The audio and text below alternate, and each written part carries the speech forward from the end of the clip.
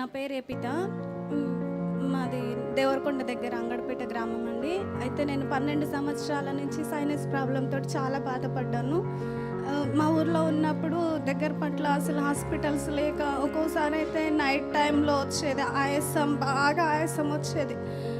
Current పోయినా నన్ను హాస్పిటల్కి తీసుకొని వెళ్ళే వాళ్ళు కూడా లేకపోతే పక్కింటి వాళ్ళని లేపుకొని పోయినా కొన్ని రోజులు అసలు చాలా బాధపడ్డా.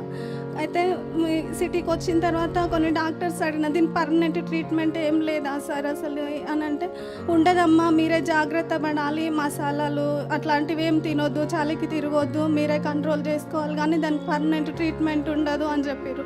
ప్రార్థనకు వచ్చినా కూడా నైట్ టైంలో అసలు నేను ప్రార్థన చేసుకుందామంటే ఆ వెదర్ కూల్గా ఉన్నప్పుడు ఒకటే తుమ్ములు బాగా వచ్చేది.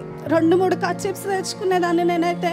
ఏం దేవా, నేను అసలు మనస్ఫూర్తిగా కూడా ప్రార్థన చేసుకోలేకపోతున్నా, నువ్వే స్వస్థపరచాలి అనుకున్నా. 58th డే ఎండింగ్ ప్రేయర్కి వద్దామనుకుంటే ఆ రోజు నాకు నర్సింగ్ కాలేజ్లో వాళ్ళు, నువ్వు కంపల్సరీ రావాలమ్మా, మెజర్మెంట్స్ తీసుకోవాలి, నువ్వు రాకపోతే మళ్ళీ మిస్ అవుతుంది, మేము తీసుకోము అని అన్నారు. సరే ఏంది ప్రభా ఈ పరీక్ష అనుకొని మేము అక్కడికి వెళ్ళిన తర్వాత అక్కడి నుంచి ఏమన్నా షార్ట్ కట్ ఉంటుందేమో బెల్లంపల్లికి, అటు నుంచి అటు వెళ్ళిపోదాం అనుకుంటే బెల్లంపల్లికి ఫోన్ చేసి అడ్రస్ అడిగితే ఎవరికి ఫోన్ చేసినా కానీ హైదరాబాద్కి వచ్చే రావాలి అని అంటున్నారు. మళ్ళీ అటు నుంచి ఇక్కడ నుంచి నల్గొండకు పోయి నల్గొండ నుంచి మళ్ళీ హైదరాబాద్కి ఎవరు వస్తారు అనుకొని మేము యాక్టివా మీద సరే బండి మీద వెళ్ళిపోదాం, మనకి ట్రైన్ దొరకదు అని చెప్పేసి అటు నుంచి అంటే ఇంకా విలేజ్ తిరుగుకుంటా అడిగి వచ్చేసినాము. బెల్లంపల్లికి వచ్చిన తర్వాత అక్కడ కూడా నైట్ 11 o'clock ప్రేయర్ అయిపోయింది. గ్రౌండ్లోనే పడుకున్నాము. ఒక 2 hours కాగానే ఫుల్ వర్షం వచ్చింది. అయ్యో వర్షం వచ్చింది, అసలు కనీసం నిలబడ్డానికి కూడా ప్లేస్ లేదని చెప్పేసి రైల్వే స్టేషన్లో ఉన్నాము. రైల్వే స్టేషన్లో కూర్చొని తెల్లారి 5 గంటలకు లేచి ఇంక వెళ్ళిపోదామని చెప్పేసి వస్తుంటే బెల్లంపల్లిలో ఉన్న వర్షము హైదరాబాద్ ఔటర్ రింగ్ రోడ్కి వచ్చిన దాకా కూడా వర్షమే అండి. కనీసం ఒక రెయిన్ కోట్ లేదు, ఏది లేదు మాకు. అట్లనే వర్షంలో తడుచుకుంటూ వచ్చినాము. నేను అనుకున్నా అయిపోయిందిరానైనా నా పని, ఇంకా లేవని నేను అసలు ఈ సైనస్ ప్రాబ్లం వల్ల కొంచెం చాలా అయితేనే ఇట్లుంటుంది, ఇక నేను అసలు లేవని అనుకొని నేను వచ్చిన. కానీ దేవుని మహాకృప వలన ఆ రోజు నుంచి ఈ రోజు వరకు నాకు అసలు ఎటువంటి ఆయాసం కానీ తుమ్ములు కానీ ఏది లేదండి. నిజంగా ఇది ఎంతోమంది డాక్టర్స్ దగ్గరికి వెళ్ళినా కానీ నాకు నయం కానిది. నేను బెల్లంపల్లికి వెళ్ళి వచ్చిన తర్వాత నాకు ఆ ప్రాబ్లం అనేది క్లియర్ అయిపోయింది.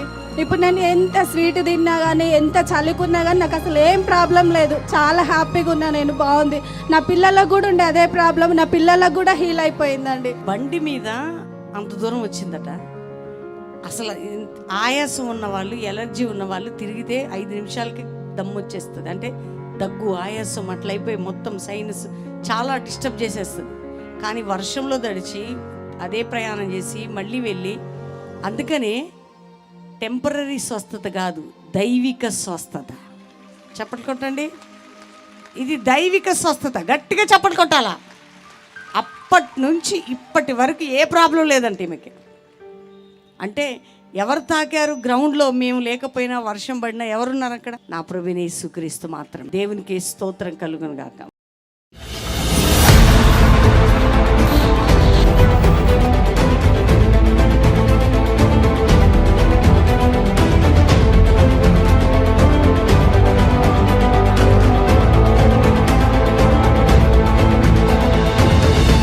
జీవితంలో ఎండిపోయినావు, చచ్చిపోయినావు, కానీ ఈ రాత్రి సడన్ గా ఒక గాలి రాబోతున్నది. దైవ జనుని ప్రాముఖ్యత ఏ సంఘం, ఏ విశ్వాస అయితే తెలుసుకుంటారో వారి జీవితంలో జయ క్రైస్తవ జీవితం ఉంటుంది. ఆమేన్.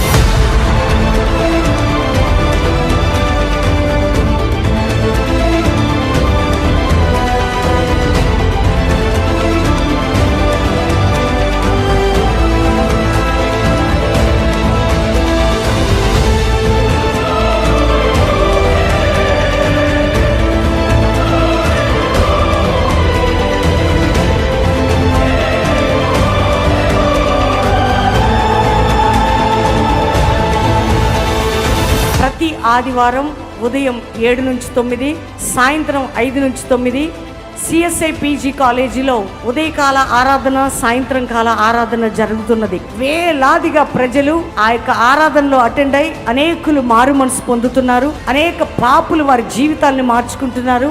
కుంటివారు నడుస్తున్నారు, గుడ్డివారు చూస్తున్నారు, మూగవారు మాట్లాడుతున్నారు, త్రాగుడికి బానిసైన వారు విడుదల పొందుతున్నారు. అనేక రోగముల నుంచి ప్రభు స్వస్థత పరుస్తూ ఉన్నాడు. సిఎస్ఐ పీజీ కాలేజ్ సికింద్రాబాద్ రైలులో వెళ్లే దారి మారుతి షోరూమ్ ప్రక్కన ప్రతి ఒక్కరిని పరిశుద్ధాత్మ దేవుడు ప్రేమతో మిమ్మల్ని ఆహ్వానిస్తున్నాడు. పీజీ కాలేజీలో అడుగు పెట్టండి. దేవుడు మీ చరిత్రను మార్చి మిమ్మల్ని ఆశీర్వదించును గాక.